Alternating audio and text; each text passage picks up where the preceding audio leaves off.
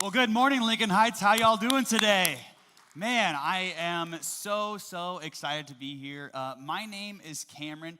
I have the honor and privilege of serving here at Lincoln Heights as the kind of graphics guy, website guy. If you don't like things you see up on the screen, it's my fault. Sorry about that. But what I do here is I'm able to do that, and it's just such a blessing to serve and do that. And then every so often, I get the opportunity and blessing to preach.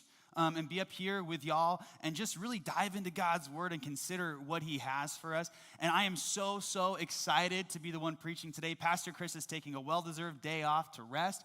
And I'm excited to be here for week 3 of our Jesus Is series. It has been a really cool series talking about this idea of kind of the perception we have of Jesus. The perception and sometimes the things we put on Jesus is like he's this thing, and sometimes what our culture says about Jesus, but also how we can kind of make our own assumptions. And then based upon those assumptions, we can misunderstand who Jesus is and then not understand how to live in a full relationship with Jesus in that moment. And so that's what we're talking about. And one of the sermon series is Jesus Is, but the secret hidden under tagline is how you fill in the blank matters. That is the little secret tagline we're talking about. This idea is how you fill in the blank matters. When we ask ourselves this question, Jesus is blank. What you decide to put there, what perceptions you have, what things you think about yourself and your relationship with God and your relationship with Jesus, it really matters. And so as we jump into this today, I really want us to process this idea. I want us to think about this idea is, what perceptions do I have about Jesus, and how do I let that affect how I act in this world and how I interact with others? So, before we jump into things, please pray with me, and then we'll go right into it. God, thank you so much for bringing us here together. Father, we need you. We are nothing without you, God. I am nothing without you, Father. I pray right now, God, that your truth would be here today.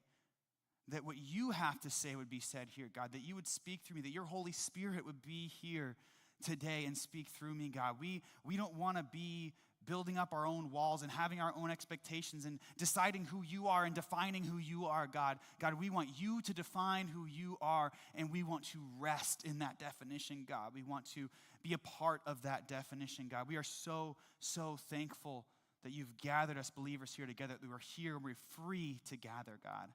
I pray that you would be with us. I pray that you would be with me. You know, I pray. Amen. I need some help. I need some really bad help from you all. And I'm hoping that you all can help me with something that I'm trying to figure out. I have been wrestling with this idea. I've been thinking about this idea, and I've been processing this idea. And I've been making lists and checking things off and discussing and considering and trying to figure out a very simple question. Am I a good person? What do you guys think? Oh, well, thank you. Yeah, thank you. Okay, good. Hey, sermon's over, guys. I'm a good person. Thanks so much. Appreciate it. Have a good rest of your Sunday. No, this idea of am I a good person? Let's make a list. Let's look at, okay, so I spend quality time with my wife. I put it in the calendar. I invite her to the calendar invite. It's super romantic. I make sure that we are always, spending quality time together, and I'm reaching out to her, and I give her shoulder rubs while she does stuff. I'm so good about that. I work every day at my job. I wake up early. I get up. I make sure that I'm working hard. I'm making sure my boss is happy with me, and my boss's boss is happy with me. Clients are happy with me. I'm always making sure I'm working, and I'm providing for my family. I'm doing all these things. I think I'm a good person. I walk my dogs every day. They always get a walk. My wife walks me every day to get energy out, and I submit to that, and we have that fun time together. I brush my teeth today even. Wow, thank you. I know. It's crazy how pure my mouth is. It's just so crazy how good I am. So it's this interesting thing. And it's so funny when we talk about this idea of, am I a good person? I think a lot of us really struggle with that. And I think a lot of us play the comparison game. We look at somebody else and go, oh, well, compared to that person, maybe someone you saw today walking in, I'm a pretty good person. Compared to that person, I'm wearing better clothes than them. I'm walking better than them. I'm doing better stuff than them. But I think it's so interesting how we use the word good. I feel like like how we use it in our daily interaction in our American culture today, is we talk about this idea of acceptable. It's a good school. We're in a good school district. It's good. It's something that's acceptable, that fulfills the need that I have for it. It's good. Oh, the food was so good, right? It was so tasty. It was good. It was good food, good times, acceptable. It did what it was supposed to do. I got a good home. It's got stairs, doors that lock. It's a good home. It's acceptable. It fulfills its role with being a roof over my head. It is good. And it is so incredibly interesting how I think we take this moment of good and acceptable and then we then apply it to ourselves. But we have a very, very clear message from God. In Mark 10:18, it says, "No one is good except God alone." This is not Mark speaking. This is not a book speaking. This is Jesus. And when we think Jesus is blank, and we talk about this idea of what Jesus is, no one is good except God alone. And we know that Jesus is God in the flesh, manifest and come down to earth for us to have a relationship with, because God so craved to have a relationship with you and with me. And so one thing we can know is Jesus is good. And if Jesus is good, and we also know no one is good, then I and we might have to come to some conclusions that are hard for us to process. Because when we talk about this idea of a person being good, there's a different weight to it. It's not just a school. It's not just satisfactory. It's not just enough. It's not just a meal. It's not just a home. It's not just a task. It's not just a thing that can be good enough. There's a morality that's associated with it. The word in Greek that's used here when Jesus actually speaks this out, it's the word agathos. Agathos? Yes, agathos. Can you tell I've been practicing my Greek? Agathos. And it means of good constitution, nature, your being, of good nature. Nature is literally of everything inside of me, of good nature. I can tell you right now, I am a sinner and I can do nothing good without God. And it's so interesting because we have this fluffy idea of good, being nice to your neighbor, doing these different things. And I think when we think about this idea of what is something a good person does, we often think of the bad things maybe that they don't do, right? I'm a good person. I don't look at this thing on the internet. I'm a good person. I don't have too much to drink. I'm a good person. I eat the right foods. I'm a good person. I don't get mean to my wife. I'm a good person. I'm really nice to my kids. I'm a good person. I'm a good person. I'm a good person. And we just repeat that over and over and over and over again. And we think about this checklist of things that we have to get done. But I actually want to propose something different. Because if Jesus is good, and we think about this idea of what a good person does, I think a good person is someone who rises to the occasion. Not just says, okay, I've done what is acceptable, what is good enough. I've hit the bottom bar. I've basically done what I kind of sort of need to do. No, a good person is someone who rises to an occasion. If a child is reaching for the stove, what do? No, you grab the hand. Hey, whoa, time out. You've risen to the occasion. Now, there's not much risk for you saving your child from a burning stove, but it's something that you do. If you see someone maybe not doing something right in their life, who's a friend of yours, who you care about, something's happening there, what do? You rise to the occasion. You say, hey, man, I think you're going a little far here.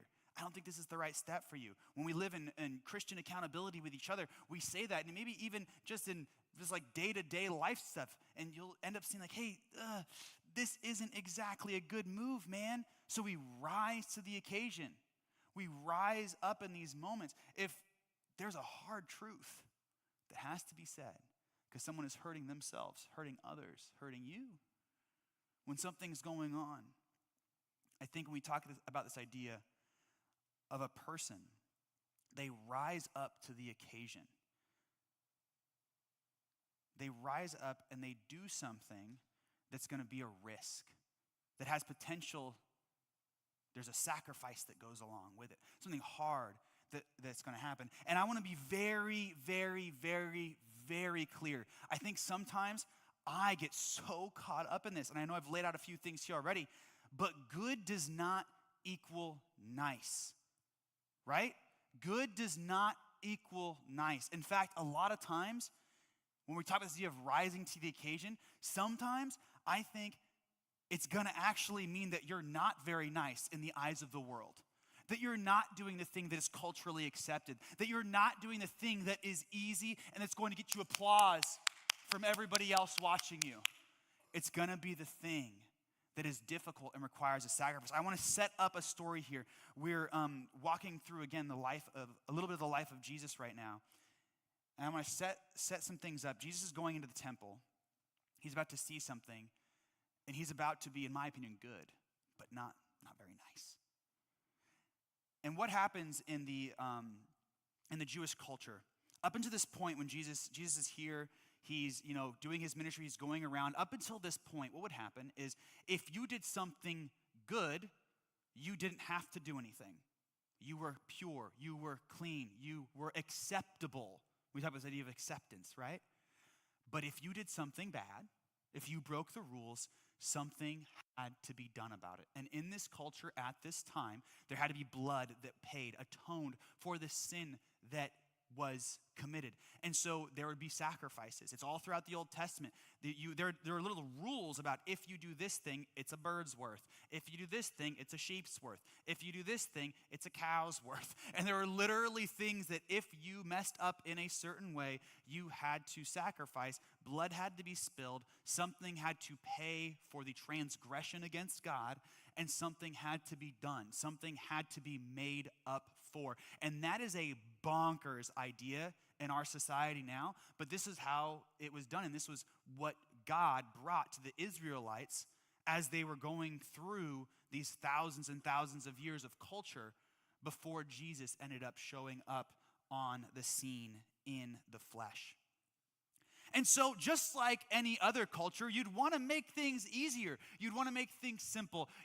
When you're really sacrificing, you don't really want to sacrifice. I want to share a story really quickly with you guys that saved my marriage. Convenience can save a marriage. Who here has considered maybe possibly getting in a really big fight when you're in the grocery store? And it's hour 3, and you're on the third aisle of 20, and you're wondering, do I need pure cinnamon sticks? Why am I being asked this question? What is happening? And your soul is beginning to crumble. And your soul is beginning to merge into the cart. And you'll wonder, is Walmart an alternate reality that I'm going to die in today? And you'll be processing this and going, what is going on? But now, for the sake of convenience, and again, if you're having marriage troubles, online grocery pickup. It will save your marriage. Not a joke. Literally, when Walmart released it 3-ish maybe years ago, I immediately went, yes, there is a God, and I am saved now, and my marriage is to be saved because instead of me spending every single Saturday sitting in Walmart, going through aisles, Target, whatever store, Fry's, all these different places, you can just say, honey, throw it all in the app. I'll drive over and pick it up. And if you're feeling like a real good person, you can get out of your front seat and help the Walmart person put it in the back of your trunk. And then you'll know you're going to heaven for sure. That'll be the moment. And it's this just awesome thing that can work. And it's so interesting because I love it. Convenience, convenience, convenience, convenience. Got to do it quicker. Got to do it a little bit better. And the Jewish people, the Israelites, thought the same thing. They said, let's do something real convenient. There's a temple, and you bring your sacrifices to the temple. And when you bring your sacrifice to the temple, that is that moment when you say, God, I'm sorry for my transgression. And you work to get back into a right relationship with God. And there's a moment, and there was a little bit of a journey, I think. I think there's probably a little bit of a intensity to taking the thing that you own, your animal, and bringing it, processing while you're walking, doing the whole thing, and then making that sacrifice and remembering why the blood is being spilled. But what happened is the Israelites, being to be honest, pretty convenient-oriented, pretty smart, maybe trying to keep an eye on some stuff, maybe trying to make things a little bit easier, they just said, hey, why don't we just bring a bunch of animals to the temple? So if you don't got a goat, if you forgot your dove at home, if you don't have something that can do this sacrifice for you in this moment, you can just buy one. Grab your own dove, and they'll do a 2-for-1 special if you've been sinning a lot lately, right? So if you have a lot of sin, you can grab an extra one. And so they're doing all these different things, and they're having all these animals, all these things in the temple of God. But that absolutely is not how it's supposed to work. And Jesus makes it very, very clear in this moment. We go to Mark 11, and he says, on reaching Jerusalem, setting up the whole scene, temple, animals, noise. Imagine if those animals were all in here. Think about it. We'd be like, what's going on? And Jesus ends up seeing all this. Jesus entered the temple courts and began driving out those who were buying and selling there. He overturned the tables and the money changers and the benches of those selling doves and would not allow anyone to carry merchandise through the temple courts. And as he taught them, he said, it is not written, my house will be called a house of prayer for all nations, but you have made it a den of robbers. The chief priests and teachers of the law heard this and began looking for a way to kill him. Kill him! For they feared him because the whole crowd was amazed at his teaching.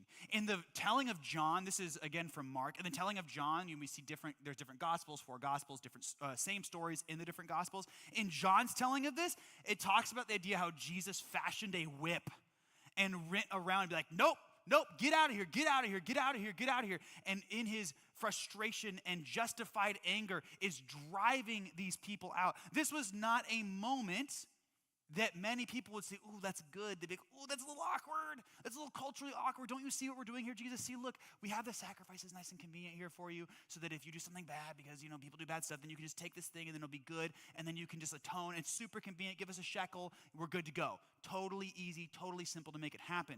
And so people probably go like he's preventing people from being able to atone for their sins.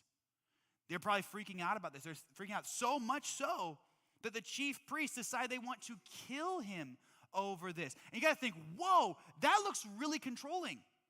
Really controlling. We have this whole system set up. I know this is a wild thing to think about. Let's put this in our context. We have things that we do here at church that are, I would say that things are very biblical and things that you do because there's a Bible-based reason for them. And there are some things that we do that are traditional. There's not a Bible-based reason, but we do the thing. For example, when, we come up here biblically, we worship before we do some stuff. That's a biblical, thing. We're going to worship. We're going to sing songs. We're going to sing to the Lord. We come together and gather as believers. We talk and we read the scriptures and we do these things. And we have groups and different stuff we do at this church that are all biblical things. A more traditional thing is the donuts. And if that tradition is broken... And when that tradition has been broken, there have been riots among churches. Because we all know that life without a donut and without a coffee in your church service is heresy. And you cannot have that happen. It cannot be done. You cannot have a moment without a donut when you are in church. And think about it like this. Again, this is just like the Jewish people are just like, it seems so obvious to us. No, you shouldn't have animals in church. But they're just trying to think convenience here. And maybe our donuts are convenience. Now, let me be very clear. There will be donuts next week. There will not be a moment when I come in here with a whip and try to get rid of the donuts. But to be honest, maybe I need to because I'm on a diet. And so we all need to be careful with that. But it ends up being this moment where there's not going to be, it would be like that happening. Like, wait, what are you doing? You're messing with our stuff. This is how we do it. This is what's going on. And the people would have said, it's not good. We don't like this. This makes it more difficult. This makes it less convenient. I don't like this. I don't like this. I don't like this. And you'll also notice one thing I mentioned before is it being good and rising to the occasion in a moment when you need to rise will very likely require some sacrifice. And look at the sacrifice that Jesus made. The plot. It's already been kind of happening, kind of brewing, kind of going on. But this is another one of those moments where the leaders in the Jewish community decide, this guy is messing with how we do things, and so we've got to kill him. Please don't kill me if the donuts aren't here next week. It ends up being this moment where it's absolutely a sacrifice for Jesus. It's something he's rising to and knowing that he's going to be put into a spot that is not going to be comfortable.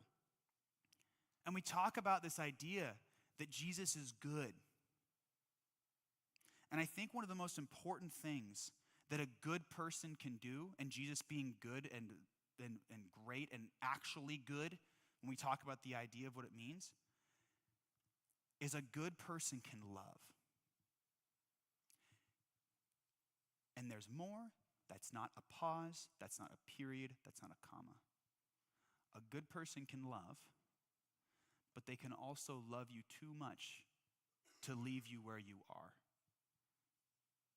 Jesus can love me, but he didn't have to leave me in the addiction that I struggled with. Jesus can love me, but he didn't have to leave me in the pain and anger and frustration that I was in. And Jesus loved me, but he didn't leave me telling me, you can just keep doing that one thing. You get that one thing that no one else can see, that anger, that frustration you have in your heart, that thing that you look at. You can just keep doing that one thing. No, he says, I love you too much to leave you where you are. And that requires sacrifice in a way, because I don't know about you all, but it's very easy for me to love somebody in the nice way, be nice to them, be good, quote unquote, to them, and not say that hard thing. Because that hard thing could cause a confrontation. That hard thing could cause a conversation. That hard thing could swell things up and be a really, really, really big problem. You remember the story of the woman who was brought to Jesus, caught in the act of adultery. In this moment, this woman is literally caught in adultery, totally sinning, totally messed up, all this different stuff going on. The leaders, the Israelite leaders, the ones that were plotting to kill Jesus, bring this woman, throw her down at his feet, and be like, you know the law. You know the law. Everybody get a rock. We're supposed to stone her. We're supposed to hit her with rocks until she dies. Jesus does not go, hey, guys, come on. Takes a moment. He asked the question, hey, if you've never sinned, throw the first stone, right? You've never sinned, throw the first stone. Something that, I think is a very, very logical step. You go, okay, I've messed up. These Jewish leaders go, and one by one they walk away. Now, what Jesus doesn't do is he doesn't just stop there and go, all right, so see ya. Have a good day, sinner lady. He says, no one's judging you here, right? And then he says, go and sin no more. He loves her too much to just say, you good? Okay, see you later. He says, no. I love you. You're not being judged. I'm right here. I'm not condemning you. But then go and sin no more. Judgment is not coming down on you. You're not being stoned as per the law should say. But saying, that thing you were doing, you're forgiven, and move on from it. Go to the next stage. Go to the next thing. Go to a life that is different. And that's when we talk about this idea of good. It can be a harder thing to say. It can be a harder thing to do. And Jesus put himself in many, many, many more situations besides this one where he was threatened to be killed, or people literally brought the stones up themselves ready to go, or the Pharisees or the Jewish leaders would be like, all right, another thing that we can think about now to kill this guy, we're going to kill this guy. And being good in that moment and doing good things can be a sacrifice. But it's a sacrifice that we as Christians get to be a part of. And I'll tell you why. The next thing, we talk about the idea of Jesus is good. But the other thing that Jesus is the king. He is the king. Not a king, not lowercase. Not one of thee. He is the king. And the first thing that popped in my head, I was praying about this. I'm like, what are the things that I want to talk about when I'm thinking about the sermon Jesus is? And the idea of good didn't come until later, but the first thing that came into my mind is Jesus is king. And no, I wasn't listening to Kanye. It just happened. And so it ended up going with this idea about Jesus is the king. He's the king. He is the king. And my first thought, my first thought is when I think about Jesus as the king, I go, America, we don't have a king. I don't got no king. Didn't we do that 200 years ago where we dumped a bunch of tea in the harbor and we said, you know what? I'm not going to be ruled by no monarch. I'm not going to be ruled by somebody else. I don't like the idea of having a ruler.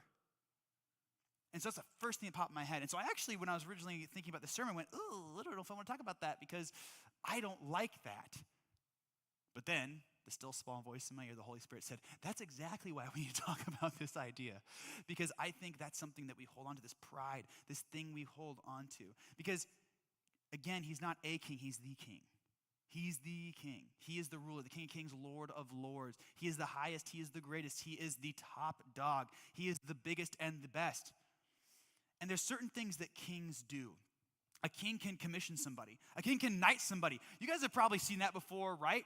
People be like, I hereby knight you, and they put a little sword on either side of the person. And then now that person who was just a person is now a knight. They've been raised up as a part of the king's group, a part of the king's court, and now they are commissioned by the king to go off and do the will of the king, to be a representative for the king into the world. I think a lot of time when I use Jesus, this idea of Jesus is the king, that's what he's doing with us. We've all heard this idea of the Great Commission, right? Jesus rises into heaven. He goes up into heaven, and then he ends up saying, hey, go on into all the worlds, make disciples in my name, baptizing in the name of the Father, the Son, and the Holy Spirit. He goes out and says, you need to go out into the world and tell people about me.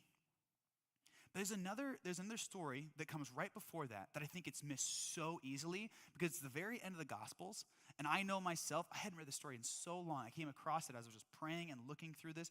And this idea of what God does and who he takes and why he takes them and how intentional he is about what he does and how intentional Jesus the King is in communicating with us. So set this whole thing up. Peter, disciple, Jesus' right-hand man. He's the guy that cut the ear off the guard that came to get Jesus. He's ready to go. He's ready to fight. He's ready to stand up for Jesus. Think about what's going on in his head as Jesus gets captured. Because where was he a few days ago, a few weeks ago, a few months ago? He's like, I am part of the messianic rising up here in Jerusalem. We are going to throw off the shackles of the Roman Empire. We are going to rise up against the tyranny that holds us down, that has stopped us from being who we are and living how we are. And I am the number 2 dude, right hand of Jesus. He's probably thinking power, glory, wealth, tired of being stamped down and pushed upon, tired of being under the boot of the Roman Empire, the boot of the Israelite leaders. And then his king, and I say his king because that's how he views it, not the king, his king, who is going to rise against another king, earthly king, is captured, is stopped. And what happens is while he's kind of like moseying around, trying to figure out what's going on, people start asking, hey, were you with that Jesus guy? We've heard the story. No.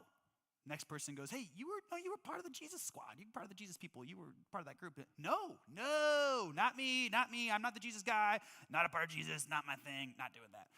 Someone asked him again, third time. Hey, no, come on, dude. I know. You're part of that. I saw you. You're the dude. You're the dude with Jesus. No, I am not. Peter goes back and forth and denies Christ. And I think that every single day, I am lucky if I deny Christ 3 times. I think we could probably all agree. It might not be as obvious as what's going on with someone saying, are you a Christian? It may not be as obvious that you're Jesus, you like Jesus, right? You go church, yeah. But every single day, when I let the anxiety rise and I listen to that voice instead of the truth and the voice of God, I'm denying that truth. Whenever I get riled up about myself and try to control my life, whenever I try to put on my crown and play king, I deny Christ. The redemption here is the beautiful thing with Peter. We read here in John, at the very end of John, it says, when they were finished eating, this is Jesus after he's died on the cross, raised from the dead, he's appeared again and speaking to them. They are finished eating. Jesus said to Simon Peter, Simon, son of John, do you love me more than these? He said, yes, Lord, I know that I love you. One time. Jesus said, feed my lambs. Again, Jesus said, Simon, son of John, do you love me? He answered, yes, Lord, you know that I love you. Second time. Jesus said, well, then take care of my sheep. The third time he said to them, Simon, son of John, do you love me? Peter was hurt. Peter was hurt because Jesus asked him a third time, do you love me? He said, Lord, you know all things. You know that I love you. Third time. The Bible is a story of redemption upon redemption upon redemption.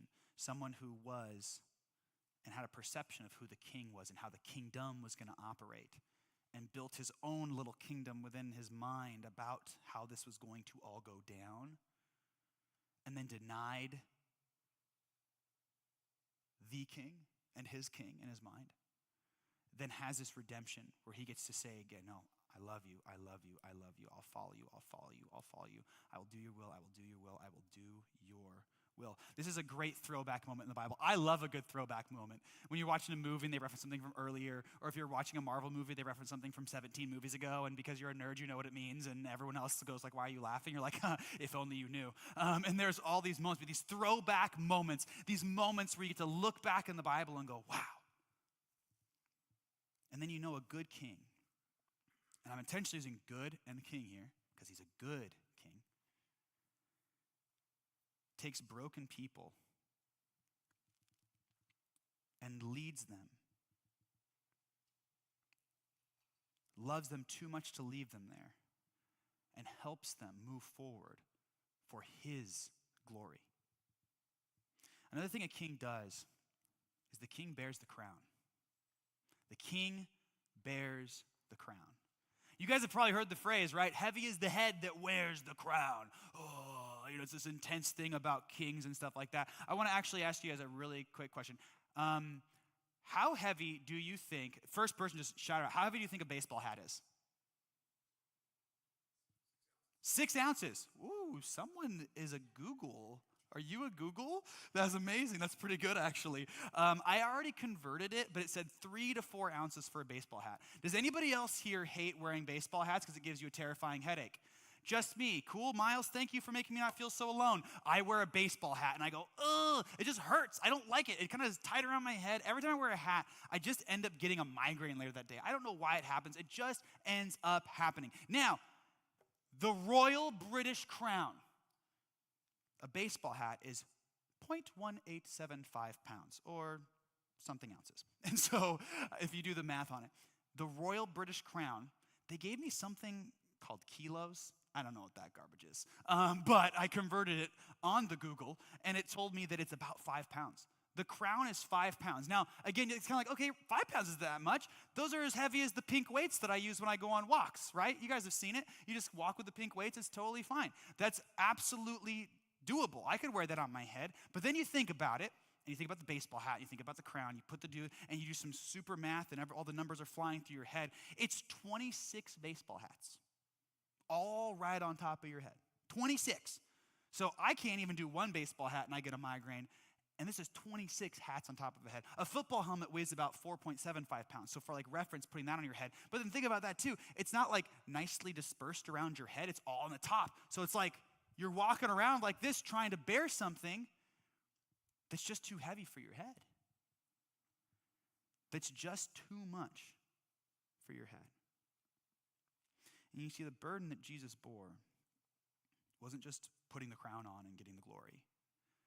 The burden that he bore, because this is what the king has to bear, is the sacrifice. You see, it's so easy for us to forget, but we have to remember, just like at one point, there was a moment where these animals were sacrificed to atone for the sins that we had. Instead of continuing that tradition, walking down that road over and over and over and over again, Jesus came to earth, lived a perfect life, and died, was sacrificed on the cross for you, for me, for everything I've done, for everything I've ever thought, for everything you've done, for everything you've ever thought. Jesus went to the cross as the king and died. We're celebrating that today. What? Because not only did he die and bear the sacrifice, he also rose again. And we're celebrating that today with baptisms. We have some baptisms that are already planned for next service. But if you want to get baptized, if you were considering baptism, if you've thought about your relationship with Jesus and realized, I can't do this by myself. I can't wear the crown. I can't bear the crown. I've tried wearing the crown. I've put it on my head. But every time the weight is throwing me in all these different directions because I'm trying to be king, but I am not the king. I'm barely able to put on a baseball hat. I cannot wear the crown. And if you're feeling like that and you're saying, I just need to give it to God. If you've been calling yourself a Christian for years, you've been calling yourself a Christian for days, the step is to make a public declaration of faith and get baptized. And we'll baptize you right here, like Madison mentioned earlier. We have the shoes, we have the shorts. Well, I don't think we have shoes. We have shorts, we have towels, we have all kinds of stuff that you can put on. You don't have to wear your nice stuff you wore to church today. You can jump right on in, get baptized, and make that public declaration of faith and say, I'm going to stop trying to put God's role on my head, and I'm going to live a life that's all for him. The thing I want to end with here, talk about the idea of not a king, but the king. There's a bunch of novels. C.S. Lewis, big Christian writer, wrote a bunch of different books on Christian thought, probably one of my favorite writers of all time. And he wrote a children's series to communicate a little bit of God's nature to us. And it's hilarious because you think a children's book would end up being the least of his work, but to be honest, I think it displays some of his work the best. Because it's this story and this idea that helps us imagine some things differently and some things about the nature of God and how he is good. And so there's this moment where the characters in this series called The Chronicle of Narnia are learning about the God character, the character that represents God in the story, Aslan, a lion. And they're talking about this idea, and they realize, wait, he's a lion? He's a talking lion. Now, they're talking to a beaver, so a talking lion's not that weird, but still the fact that he's a lion is a weird thing. Like, he's a lion? We thought he was a man. Ugh. And one of the characters, Susan, a little girl, ends up asking the question, is he quite safe? Imagine the British accent. I'm not going to try it. I shall feel rather nervous about meeting a lion. Now, Mr. Beaver, totally normal, guys, don't worry about it. He says, who said anything safe? Who said anything about safe? Of course he isn't safe, but he's good. He's the king. Imagine a lion who is on your side. Imagine going to awkward situations. Ladies, imagine a first date and you've got a lion next to you. Dude, no guy's gonna play games with you on that date, am I right? No way. You're not gonna get any weird pictures after that one. It's going to be a very, very, very polite man at the table with you. Dudes, imagine you go into a board meeting or whatever we're doing with our lives. You're going into a tense situation, getting a loan, buying a car, whatever moment. We all do these things. We go, oh, okay, we're going. And there's a line just next to you like, oh, yes, I think you can do 10% more off, though, couldn't you? And the other person would be like, okay, what's going on here? But imagine the level of confidence you would have with a lion by your side. No one's playing games with you. You got a lion. You got a lion by your side. No one will mess with you. But then think about it, too. Some people will see that as dangerous. When we bear Christ, and we go into this world, some people see it as dangerous. The Pharisees saw it as dangerous to their establishment, to the thing that they had built up, to the convenience of sacrificing and getting your dove right there in the temple, all the way to all the different things that they had claimed about themselves and claimed about God. Jesus was absolutely a cog or a wrench going in, messing up their wrench and their cogs and ruining everything they had humanly built. And he went on in and said, no, this is not how it's supposed to be done. And so when we bear and we walk through the world after saying, yes, in the sense of the king, God has knighted me, I now bear his message, I now bear his authority, I now walk through this world on his side and not on the side of the world, we'll have a lion next to us to keep us safe, and we will always be safe, but nothing safe will happen to us. We will walk into cultural situations where we will have to say something that is completely against the orthodoxy, culture, religion, ideologies of this time, and we will have to speak up and be a good person and speak up to those things and say, no, I don't care what the sacrifice is, I'm going to say it. You will have to do that with your family. You will have to do that with your friends. You will have to do that when people ask you to do things. You'll say, no, I cannot do that thing. I'm not going to put my belief down so that you might be a little bit more comfortable. You will be safe because you have the Lion of Judah on your side, but you will not be going into your own territory. We are being called into enemy territory, and we are currently in enemy territory. And I want to bring this idea up again of wearing a crown, because we have two options realistically in front of us. We can try to wear the crown, the 26 baseball caps, 5 pounds worth of flying around, and that's just the British crown. Let's not even talk about the crown that God bears and how heavy that would be. We can try to wear that crown. We can try to hold on to that crown, and it can move and go back and forth. If you've ever had something heavy on your head, if you've ever had something that you're not used to in your hands, if you ever put ankle weights on, you know that it propels you in a certain direction. It's hard for us to bear that load. And maybe that's where you are right now, trying to bear the weight of the world on your shoulders, trying to figure out how to do this whole thing and be a king in your own mind. When you have the king saying, wouldn't you rather have me by your side? Wouldn't you rather have a lion to walk in through the doors you're going through the circumstances you're in? Wouldn't you rather have the creator of the universe on your side? Wouldn't you rather be adopted into my family? Wouldn't you rather be knighted into my kingdom so that you can go into the world with confidence, with armor, with something to live for? When we ask this idea of Jesus, what Jesus is, I did not plan with this C.S. Lewis quote for it to say good and the king. It was so interesting how God just orchestrates everything. But Jesus is good, and we are not. So we can't wear the crown because he is the king. And the more we try to play that off and we try to do something our own way, the more difficult this is going to be. I'm not here to do it my way anymore. I have to be reminded every single day, just like Peter, over and over and over and over and over again.